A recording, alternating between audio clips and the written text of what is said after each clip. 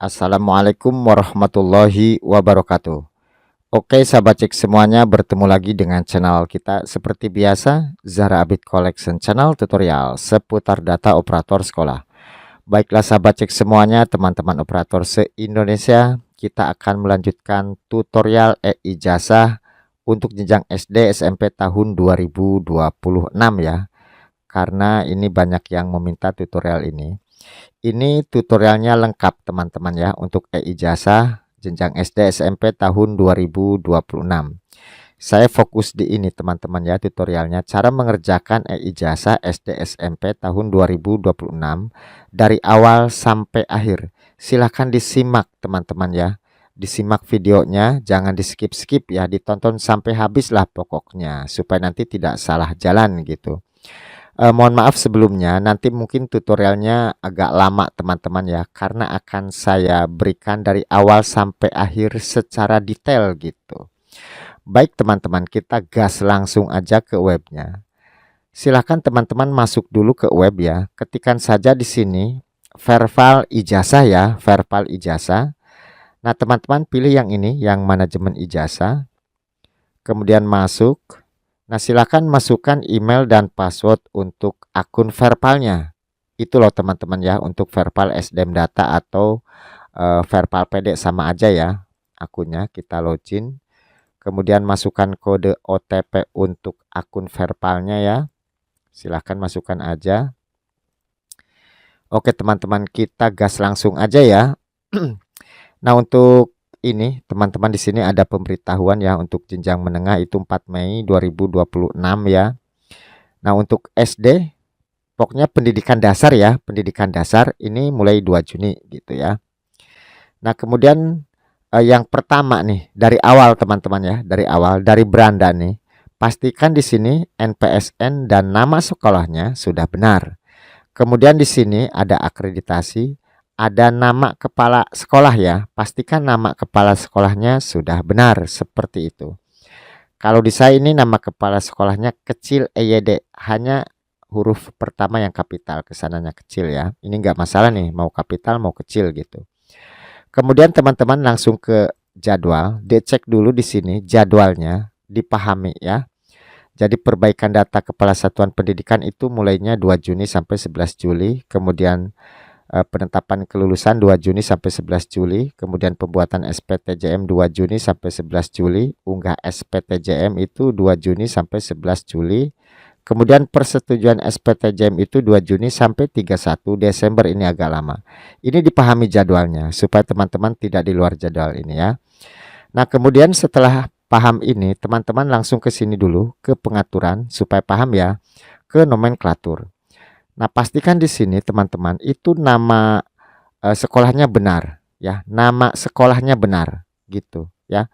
Jika nama sekolahnya salah, di sini ada perbaikan nomenklatur. Silakan di sini nama sekolah yang benarnya itu apa gitu ya. Nah, di sini ada petunjuknya gitu ya. Saya kira untuk ini semua nama sekolahnya sudah benar. Kalau sudah benar abaikan. Kita langsung ke sini yang penting ya. Kepala Satuan Pendidikan. Nah, di sini teman-teman itu pastikan ini kepala sekolahnya aktif. Mohon maaf saya perkecil ya. Di sini statusnya paling tidak itu aktif. Nah, kemudian teman-teman di sini ada aksi lainnya. Jika ingin perbaikan nama kepala sekolah, ini di sini ya. Nah, di sini ada keterangannya ya. Mohon pastikan penulisan nama kepala sekolah telah sesuai dengan EYD. Hanya diperbolehkan mengganti huruf besar dan kecil. Jadi di sini hanya memperbolehkan mengganti huruf besar atau kecil, kapital atau kecil, kecil atau kapital gitu ya. Nah, kemudian di sini kan belum ada gelar nih teman-teman ya. Di sini kan belum ada gelar nih. Saya perbesar lagi. Di sini belum ada gelar nih. Jika ingin menambah gelar di sini, klik aja perbaikan gelar akademik di sini.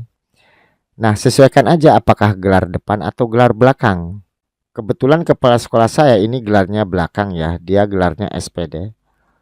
S-nya besar. S-nya besar, kemudian titik. P-nya besar. D-nya kecil, titik. Pastikan gelarnya benar ya. Kalau MPD dan sebagainya silahkan diikuti saja apa yang ada di ijazah kepala sekolahnya gitu ya, atau penulisan EYD, atau gini, tata cara penulisan gelar berdasarkan EYD itu harus benar ya. Ini gelar belakang, ini gelar depan. Disesuaikan aja. Kita klik simpan. Ya, kepala sekolah, data kepala sekolah sudah di ini. Coba saya refresh. Nah, sudah ada gelarnya teman-teman ya. Ini yang barusan apa namanya saya kasih sudah ada gelarnya. Jika belum ada silahkan di refresh. Sudah ada gelarnya. Setelah kita menambahkan gelar, teman-teman langsung ke sini, metode pengesahan. Nah, di sini teman-teman ya, di sini ada petunjuknya. Mohon izin saya jelaskan dulu. Satuan pendidikan dapat memilih metode pengesahan draft ijazah. Pemilihan metode ini akan mempengaruhi proses unggah foto peserta didik. Apabila satuan pendidikan memilih pengesahan dengan tanda tangan elektronik, maka proses unggah foto pada sistem wajib dilakukan. Sedangkan jika memilih pengesahan dengan tanda tangan basah, maka unggah foto pada sistem bersifat opsional atau tidak wajib dilakukan. Jadi gini, jika kepala sekolahnya menggunakan tanda tangan elektronik, itu loh teman-teman yang menggunakan barcode ya, itu wajib unggah foto pada sistem, wajib mengunggah foto peserta didiknya. Tetapi jika kepala sekolahnya itu menggunakan tanda tangan basah ini tanda tangan asli gitu ya, pakai ballpoint gitu, ini tidak wajib mengunggah foto peserta didiknya, tidak wajib di sininya, ya, gitu. Gampangannya itu fotonya ditempel lah seperti itu ya, atau manual. Nah, di sini metode pengesahannya pilih di sini teman-teman ya, metode pengesahan di sini. Saya juga baru ngisi teman-teman ya. Nah, kita pilih di sini. Sekali lagi, jika tanda tangan elektronik itu wajib unggah foto, tanda tangan basah tidak wajib. Nah, kebetulan saya itu kepala sekolahnya tanda tangan basah, kita pilih ini ya. Nah, kemudian pembubuhan foto. Nah, karena saya itu tanda tangannya basah kepala sekolah, maka saya memilihnya tempel manual. Gitu. Boleh menggunakan foto digital, tapi tidak wajib jika tanda tangan basah sekali lagi. Tapi jika tanda tangannya elektronik, pembubuhan foto ini wajib dipilih ya. Karena saya tanda tangan basah, saya memilih tempel manual saja ya, supaya lebih asli gitu. Kemudian di sini klik ya, dicentang aja. Pastikan benar tanda tangan basah, tempel manual saya, klik simpan. Kita pilih ya. Nah, di sini sudah tanda tangan basah, tempel manual ya. Setelah ini dilakukan, teman-teman langsung ke sini.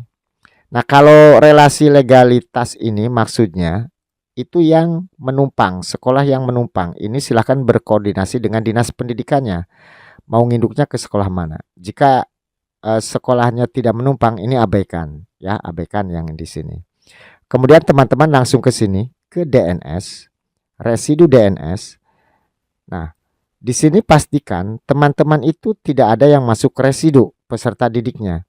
Jika masuk residu, silakan betulkan di Dapodik dan di Verpal PD.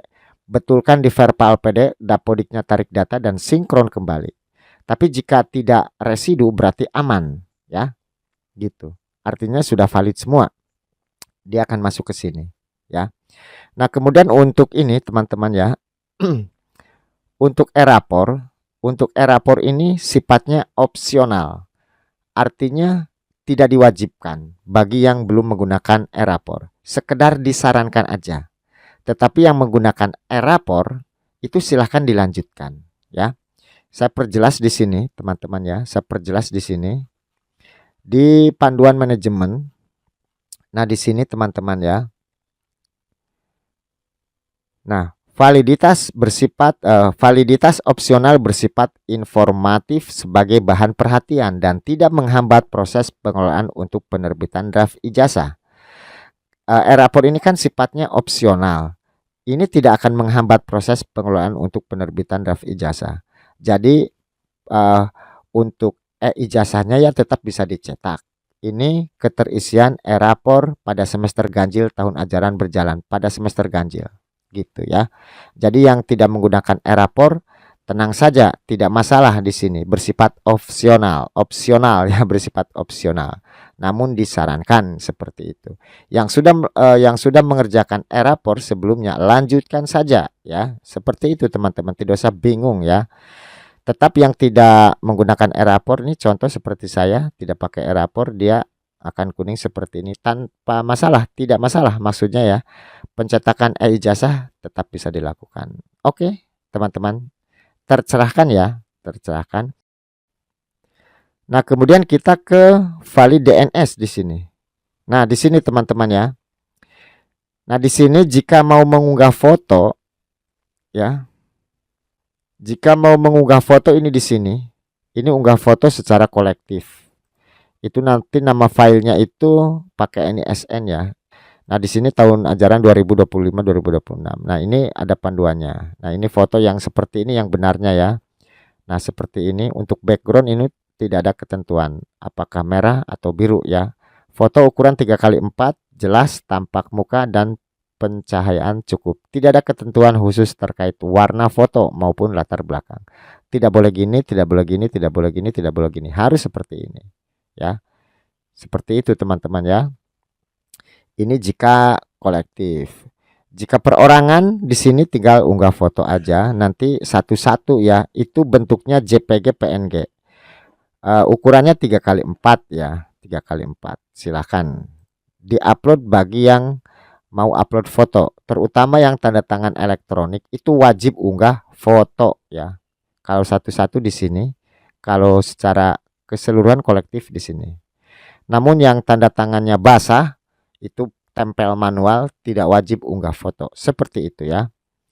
Kemudian setelah dari DNS kita ke ini teman-teman ya. Tadi kan di sini nih.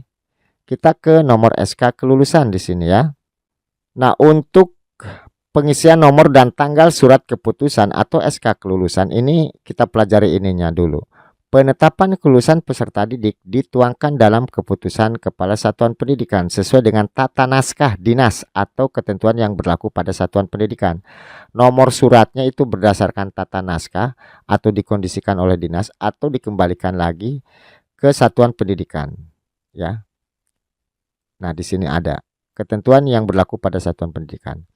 SK kelulusan dibuat 1 kali setiap tahun ajaran dan berisi daftar seluruh peserta didik. Satuan pendidikan harus mengisi nomor dan tanggal SK kelulusan pada sistem untuk dapat menunjukkan proses. Maksudnya seperti ini, teman-teman ya. Jika ingin menambahkan nomor surat, kita klik di sini. Nah, di sini akan saya perjelas, teman-teman ya. Akan saya perjelas di sini supaya nanti tidak gagal paham ya. Untuk penomoran ini saya dari panduan manajemen ijazah di sini. Nah, di sini teman-teman ya. Ini bagian SPTJM nanti. Jadi yang perlu diingat, nomor SK penetapan kelulusan hanya diinput 1 kali pada awal pengajuan. Oleh karena itu, setiap unggah SPTJM berikutnya pada tahun ajaran yang sama akan secara otomatis menggunakan nomor SK yang sama. Artinya seperti ini. Pada waktu kita pertama kali menginputkan nomor SK di sini, itu harus langsung benar, teman-teman ya. Jikapun nanti ada perubahan SPTJM, nomor SK-nya itu adalah nomor SK yang diinput pada awal pengajuan. Seperti saya nih, awal pengajuan itu harus langsung benar. Jangan sampai salah ya. Itu di panduan manajemen ijazah ada. Jadi ini sangat berpengaruh sekali pengajuan awalnya. Jangan sampai salah nomor SK kelulusannya. Nomor SK itu sama dengan nomor surat keterangan lulus lah, seperti itu ya. Pokoknya harus benar langsung. Karena nanti umpamanya ada SPTJM, perubahan SPTJM, nomor SK-nya sesuai yang diinput awal gitu ya.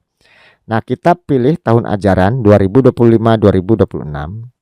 Kepala Satuan Pendidikan otomatis terisi nama dengan gelarnya dari yang sudah kita input tadi. Nah, nomor SK di sini silahkan berdasarkan tata naskah dari dinas atau dari satuan pendidikan masing-masing. Jangan sampai salah, teman-teman ya. Ini saya baru menginputkan ya. Kalau di daerah kami ini sudah dikondisikan oleh dinas nih di sini ya. Harus benar nih teman-teman ya. Saya juga baru menginput nih. Ini kan dari 0 nih. Saya cek lagi. Nah, ya. Kemudian tanggal SK kelulusan. Kebetulan kan pengumuman untuk tingkat SD untuk pengumuman kelulusan itu tanggal 2 Juni ya. Nah, gini teman-teman, sedikit saya berikan pencerahan. Teman-teman mengerjakan ijazah ini itu tidak harus tanggal 2 Juni.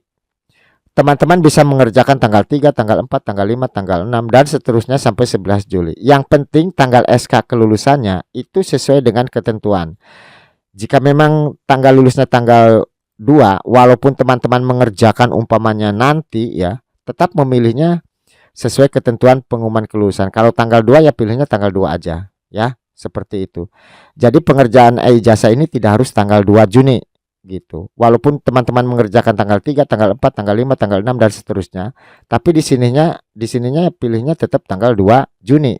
Kalau memang itu tanggal kelulusan di daerah teman-teman. Kebetulan di saya untuk tanggal SK kelulusannya tanggal 2 Juni ya. Tingkat pendidikannya ini kita pilih kelas 6 otomatis ya. Cek lagi jangan sampai salah tahun ajarannya, benar ini. Nomor SK-nya sekali lagi pastikan langsung benar. Karena ini pengajuan awal itu berpengaruh. Walaupun nanti ganti SPTJM jika ada kesalahan data, ini nomor pertama itu berpengaruh ya. Silahkan dicek lagi. Nah, kalau sudah benar semua, kita centang di sini, kita simpan. Kita pilih iya. Oke, teman-teman, nomor SK-nya langsung ada. Tanggal SK-nya 2 Juni, nama kepala sekolah dan gelar kelas 6 tahun 2025-2026. Seperti itu, sudah. Daftar nomor SK kelulusan, sudah ada ya. Setelah itu, teman-teman, penetapan kelulusan. Nah, di sini kita luluskan semua ya. Sementara karena belum diluluskan, itu lulusnya kosong. Tidak lulusnya kosong. Kita belum ditetapkan di sini. Nah, kita pilih luluskan semua otomatis ya. Ini nama-nama kelas akhir di sekolah kita. Luluskan semua di sini ya. Di saya ada 12 siswa. Ini tahun ajarannya otomatis. Tingkat pendidikan kita pilih otomatis ya, kelas 6. Nomor SK penetapan kelulusan otomatis terisi karena tadi kita sudah mengisi nomor SK-nya. Kita klik di sini. Nah, kita klik ya. Setelah itu simpan. Otomatis siswa ini nanti lulus semua. Nah, yang tadinya belum ditetapkan itu ada, sekarang pindah lulus semua. Nah, ini jadi yang 12 siswa tadi lulus semua, teman-teman ya. Nah, misalkan ini ada yang tidak lulus nih. Nah, misalkan ada yang tidak lulus, itu teman-teman ke sini, klik di nama siswa yang tidak lulus ya. Kemudian, nah di sini ada keterangan apakah Anda yakin akan membatalkan kelulusan atas nama ini. Jika teman-teman klik ya, kemudian dibatalkan, nanti siswa ini tidak lulus ya. Seperti itu jika tidak lulus. Tapi masa tidak lulus ya, saya kira lulus semualah. Seperti itu ya. Oke, setelah kita meluluskan semua di sini teman-teman ya. Setelah kita meluluskan semua, kemudian kita ke pembuatan SPTJM di sini. Ya. Silakan mengunggah SPTJM yang telah ditandatangani Kepala Satuan Pendidikan dalam rangka penentuan daftar nominasi tetap penomoran ijazah. Nah, kita langsung buat SPTJM kelulusan. Di sini tahun ajarannya kita pilih 2025-2026, Kepala Satuan Pendidikan otomatis, tingkatnya kelas 6, nomor SK otomatis ya. Kemudian klik ya di sini. Buat SPTJM. Nah, seperti itu. Kemudian ini kan sudah sudah kita buat nih. Nah, dia akan muncul di sini. Nah, ya. Ini nomor SPTJM-nya, ini kelasnya, jumlah peserta, tahun ajaran, status unggah belum ya. Nah, supaya status unggahnya di sini jadi centang hijau, terlebih dahulu kita harus ke sini teman-teman ya, aksi lainnya. Nah, di sini kita unduh dulu SPTJM kelulusan ya. Kita klik di sini. Nah, di sini ada 2 lembar ya. Ini kita unduh semua ya. Kita unduh semua, kita download di sini, kita klik. Kemudian kita letakkan di mana ya. Di sini beri nama file SPTJM gitu aja ya, SPTJM kelulusan ya, kelulusan. Kemudian kita save di sini. Nah, dia akan muncul ya. Jika tidak muncul otomatis, teman-teman ke menu download di sini. Nah, di sini SPTJM kelulusan double klik aja. Nah, seperti ini, teman-teman ya. Di sini ada nomor SPTJM-nya nih. Diingat-ingat ya, ada nomor SPTJM-nya, ada nama, kepala sekolah dan gelar, jabatan, NPSN, satuan pendidikan, ada tingkat kelas 6, jumlah peserta didik. Kemudian di sini juga ada nomor SK-nya ya, nomor SK kelulusan nih sudah ada yang tadi kita inputkan. Nah, kemudian ini jangan lupa teman-teman, silahkan diberi materai 10.000 di sini. Kemudian ditanda tangan oleh kepala sekolah, dibubuhi cap stempel sekolah ya, cap stempel sekolah. Kemudian jika sudah diberi materai, sudah tanda tangan kepala sekolahnya, dibubuhi cap stempel sekolah, ini di-scan dalam bentuk PDF ya, dalam bentuk PDF. Semuanya sampai dengan lampiran di sini yang berisi daftar nama-nama peserta yang lulusnya. Ini di-scan dalam bentuk PDF gitu ya. Untuk ukuran filenya itu minimal 100 KB ya, kalau bisa di bawah 1 MB gitu. Pokoknya jangan lewat 1 MB.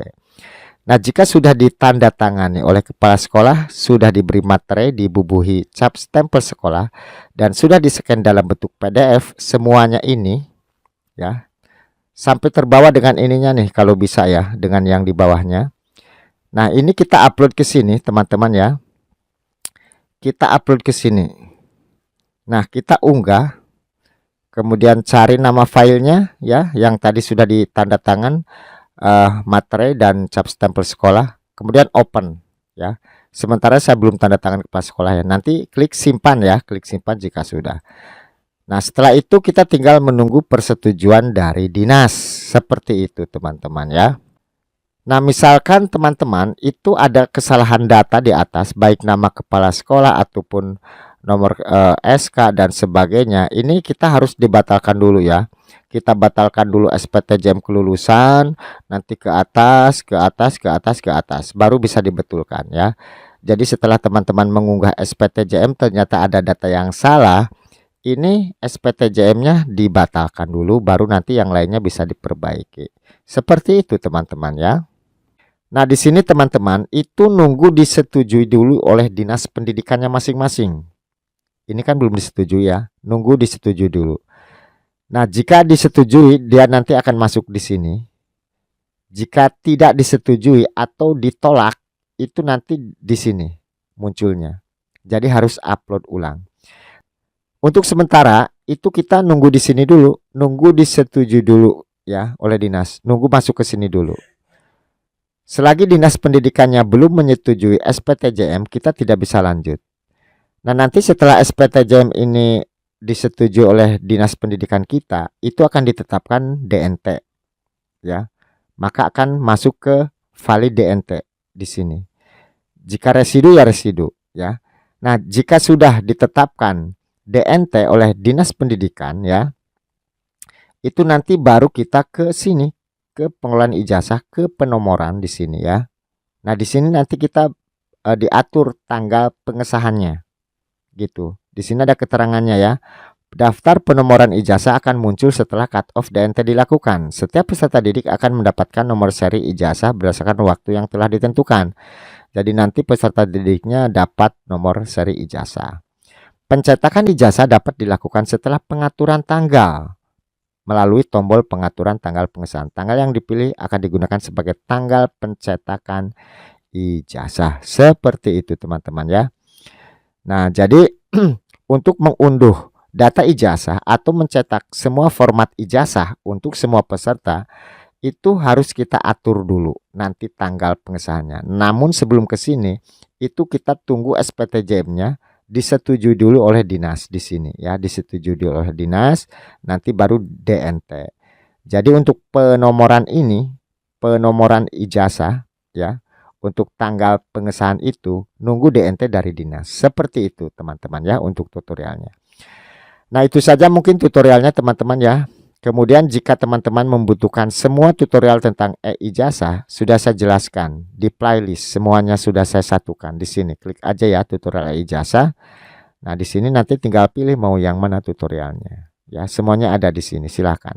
Bisa dilihat, ditonton teman-teman ya. Nah, itu saja untuk tutorialnya. Mohon maaf panjang teman-teman ya, agak lama. Tidak biasanya gitu ya, karena ini secara detail dari awal sampai akhir. Itu saja mungkin yang perlu kami sampaikan. Terima kasih yang sudah menonton. Saya tutup langsung aja. Selamat bertemu di video kami berikutnya. Wassalamualaikum warahmatullahi wabarakatuh.